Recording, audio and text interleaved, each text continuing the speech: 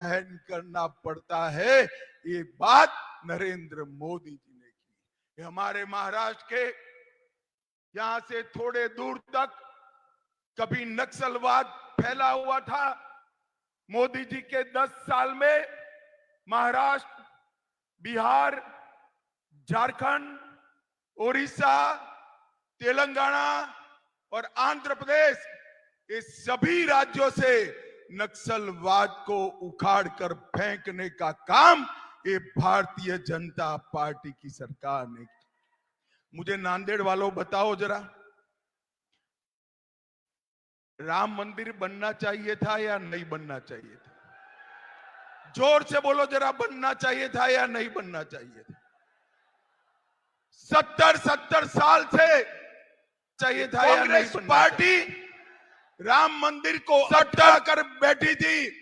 नरेंद्र मोदी जी ने 1924 के बीच में 5 ही साल में जजमेंट भी आया, भूमि पूजन भी हुआ और 22 जनवरी को रामलल्ला का प्राण प्रतिष्ठा भी करने का काम समाप्त हो गया।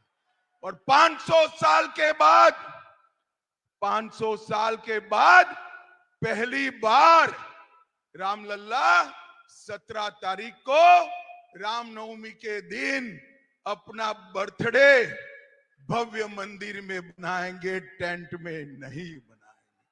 और कांग्रेस पार्टी, आपने तो बनाया नहीं, ये तो मैं समझ सकता हूं, आपको अपनी वोट बैंक का डर है, परंतु जब आपको निमंत्रण मिला रामलल्ला के प्राण प्रतिष्ठा का, आप वहां पर भी नहीं गए और जो लोग जाना चाहते थे उनको कांग्रेस पार्टी से निकालने का काम एक कांग्रेस पार्टी ने किया है। भाइयों और बहनों, ये लोग देश का सम्मान नहीं सोच सकते। मोदी जी ने काशी विश्वनाथ कॉरिडोर बनाया, करतारपुर कॉरिडोर बनाया, सोमनाथ का मंदिर सोने का बन रहा है, वहां काली माता का मंदिर भी पुनर्स्थापित किया। 450 साल के बाद हमारे सभी मान बिंदुओं की सुरक्षा करने का काम नरेंद्र मोदी जी ने किया है। भाइयों और बहनों, आज मैं यहां आया हूं तब शरद राव जी को पूछना चाहता हूं कि शरद राव जी, एक बात बताइए, 10 साल तक सोनिया मनमोहन सरकार के आप कर्ता धर्ता थे, 10 साल तक आपने महाराष्ट्र को क्या दिया? नांदेड़ वालों, हिसाब मांगना चाहिए या नहीं मांगना चाहिए? जरा जोर से बोलो, मांगना चाहिए या नहीं मांगना चाहिए? उनको देना चाहिए या नहीं देना चाहिए? वो नहीं देंगे, मगर मैं आज देकर जाता हूं। 10 साल में उन्होंने महाराष्ट्र को 1,91,000 करोड़ रुपया दिया था और 1,91,000 करोड़ के सामने नरेंद्र मोदी जी के 10 साल में 7,15,000 करोड़ रुपया महाराष्ट्र को देने का काम नरेंद्र मोदी जी ने किया है। इसके अलावे इंफ्रास्ट्रक्चर के विकास के लिए 3,90,000 करोड़ अलग से दिया, 75,000 करोड़ रुपया नेशनल हाईवे के लिए, 2,10,000 करोड़ रुपया रेलवे के लिए, 4,000 करोड़ रुपया एयरपोर्ट के लिए और 1,00,000 करोड़ रुपया स्पेशल इंफ्रास्ट्रक्चर प्रोजेक्ट के लिए देने का काम नरेंद्र मोदी जी ने किया। मित्रों, उद्धव ठाकरे, शरद पवार और कांग्रेस पार्टी की मंडली महाराष्ट्र का विकास नहीं कर सकती। महाराष्ट्र का विकास नरेंद्र मोदी जी, एकनाथ शिंदे जी और देवेंद्र फडणवीस ही कर सकते हैं और कोई नहीं कर सकता। भाइयों और बहनों, नरेंद्र मोदी जी ने इस 10 साल के अंदर ढेर सारे गरीब कल्याण के काम किए हैं। गरीबों के लिए सिर्फ और सिर्फ महाराष्ट्र में 1,16,00,000 किसानों को किसान सम्मान निधि देने का काम किया।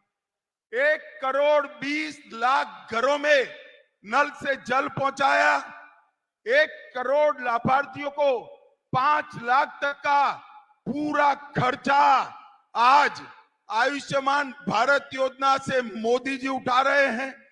70 लाख से ज्यादा शौचालय बनाए, 7 करोड़ गरीबों को कोरोना आया तब से प्रति माह प्रति व्यक्ति 5 किलो अनाज फ्री ऑफ कॉस्ट देने का काम नरेंद्र मोदी जी कर रहे हैं। 51 लाख गरीब बहनों को उज्ज्वला का कनेक्शन दिया, 20 लाख घर दिए, नागपुर में एम्स दिया, आईआईटी नागपुर में दिया, आईआईआईटी पुणे में दिया और नागपुर में आईआईएम भी देने का काम नरेंद्र मोदी जी ने किया है। भाई और बहनों, शरद पवार जी इतने साल यहां से इतने दिग्गज नेता रहे मगर महाराष्ट्र का विकास नहीं कर पाए। महाराष्ट्र का किसान हो, गरीब हो, युवा हो, महिला हो, ये सभी का सर्वांगीण विकास करने का काम अगर कोई कर सकता है तो केवल और केवल नरेंद्र मोदी जी कर सकते हैं और कोई नहीं कर सकता। भाई और बहनों, नांदेड़ की मैं बात करता हूं।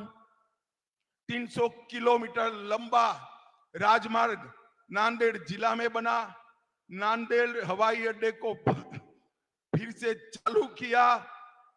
मुंबई नागपुर बाला साहब ठाकरे महाराष्ट्र समृद्धि एक्सप्रेस के साथ जालना नांदेड़ एक्सप्रेसवे बनाकर जोड़ने की मंजूरी दी। 86,000 करोड़ की लागत से नागपुर गोवा शक्तिपीठ एक्सप्रेस बनाया। 12,000 करोड़ की लागत से कृष्णा मराठवाड़ा सिंचाई योजना को अप्रूव किया और 2300 करोड़ की लागत से बाढ़ प्रबंधन का काम भी नरेंद्र मोदी सरकार ने किया। और जोर से ताली लगाना, औरंगाबाद का नाम संभाजी नगर करने का काम भी भारतीय जनता पार्टी ने किया। उस्मानाबाद का नाम धाराशिव करने का काम भारतीय जनता पार्टी ने किया। और स्थिति देखिए, बाला साहब मांग करते थे कि इसका नाम संभाजी नगर हो, शरद पवार जी विरोध करते थे। आज भाजपा सरकार ने, शिवसेना सरकार ने संभाजी नगर नाम किया मगर उद्धव ठाकरे के मुंह पर हंसी नहीं दिखाई पड़ती है। भाई, हंसी नहीं दिखाई पड़ती। भाई और बहनों, अंत में यही कहने आया हूं मैं, ये चुनाव जो है 2047 में देश को पूर्ण विकसित देश बनाने का चुनाव है। मोदी जी को तीसरी बार प्रधानमंत्री बनाने का मत है। मजबूत भारत की नींव डालने का काम, एक ऐसा भारत जिसके सामने कोई नजर उठाकर देख न पाए, एक ऐसा भारत सर्व दिशा में, सर्व क्षेत्र में, समग्र विश्व में एक नंबर हो, इस ऐसा भारत बनाने का ये चुनाव है। और हमने प्रताप राव चिखलीकर को आपके सामने प्रत्याशी बनाकर उठाया है। मैं निवेदन करने आया हूं नांदेड़ की जनता को, हमारे भाई प्रताप राव जी को बड़े बहुमत से, प्रचंड बहुमत से जिताएं। मुझे बताओ जोर से, सभी लोग अंत तक बताएं, प्रताप राव जी को जिताएंगे क्या? जोर से बोलो, जिताएंगे। कमल के निशान पर बटन दबाएंगे। मोदी जी को तीसरी बार प्रधानमंत्री बनाएंगे। 400 पार कराएंगे। मजबूत और सशक्त भारत बनाएंगे।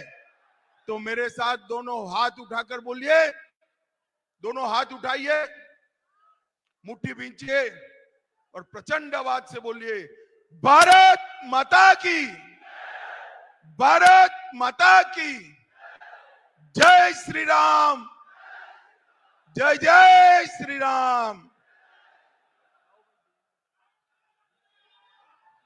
श्रावण